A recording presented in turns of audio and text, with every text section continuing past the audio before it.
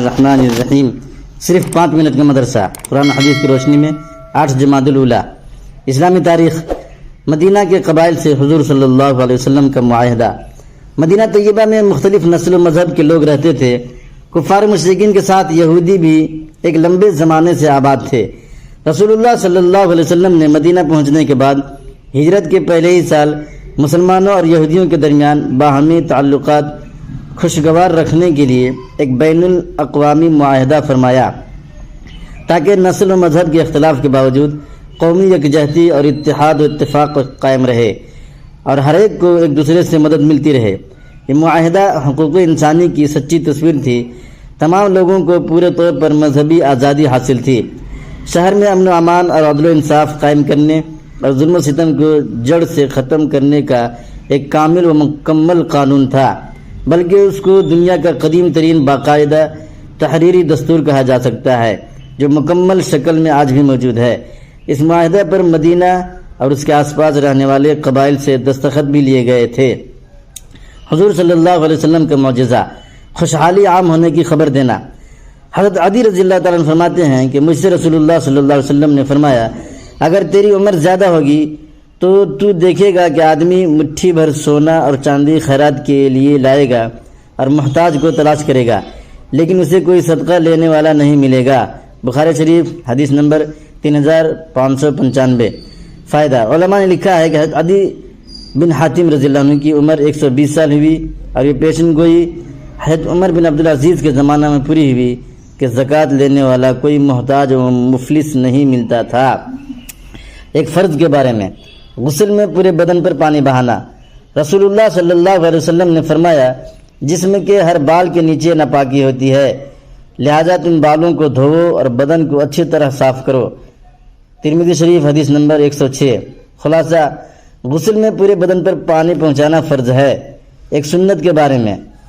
بچوں کو یہ دعا پڑھ کر دم کریں۔ رسول اللہ صلی اللہ علیہ وسلم حضرت حسن اور حسین رضی اللہ عنہما کو یہ دعا پڑھ کر دم کیا کرتے تھے، اعوذ بکلمات اللہ التامۃ من کل شیطان وہامہ ومن کل عین لامہ۔ ترجمہ، میں اللہ تعالیٰ کے پورے کلموں کے واسطے سے ہر شیطان اور ہر تکلیف دینے والے جانور اور ہر نظر لگنے والی آنکھ سے پناہ چاہتا ہوں۔ بخاری شریف حدیث نمبر 3371۔ ایک اہم عمل کی فضیلت، پسند کے مطابق ہدیہ دینا۔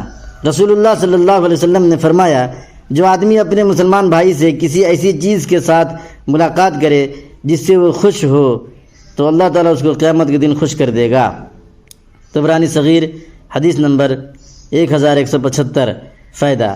حدیث سے معلوم ہوا کہ کسی دینی بھائی کے یہاں جاتے وقت اس کی پسند کے مطابق کوئی چیز پیش کرنا چاہیے، اس سے اللہ کی رضا اور خوشنودی حاصل ہوتی ہے۔ ایک گناہ کے بارے میں۔ یتیموں کا مال کھانا۔ قرآن میں اللہ تعالیٰ فرماتا ہے، یتیموں کے مال ان کو دیتے رہا کرو اور پاک مال کو ناپاک مال سے نہ بدلو، اور ان کا مال اپنے مالوں کے ساتھ ملا کر مت کھاؤ، ایسا کرنا یقیناً بہت بڑا گناہ ہے۔ سورہ نساء آیت نمبر 2۔ دنیا کے بارے میں۔ دنیا سے بہتر آخرت کا گھر ہے۔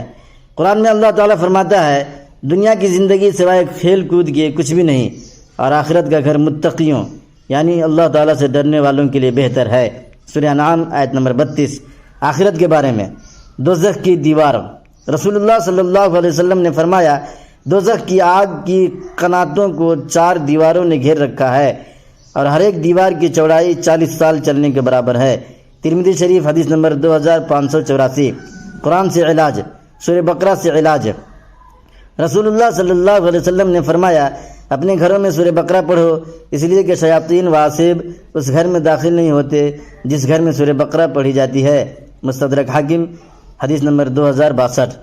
نبی پاک صلی اللہ علیہ وسلم کی نصیحت۔ رسول اللہ صلی اللہ علیہ وسلم حدیث قدسی بیان کرتے ہوئے فرماتے ہیں کہ اللہ تعالیٰ فرماتا ہے کہ اے میرے بندو، میں نے اپنے اوپر ظلم کو حرام کر دیا ہے اور اس کو تمہارے درمیان بھی حرام کر دیا ہے، لہذا تم ایک دوسرے پر ظلم مت کیا کرو۔ مسلم شریف حدیث نمبر 6572۔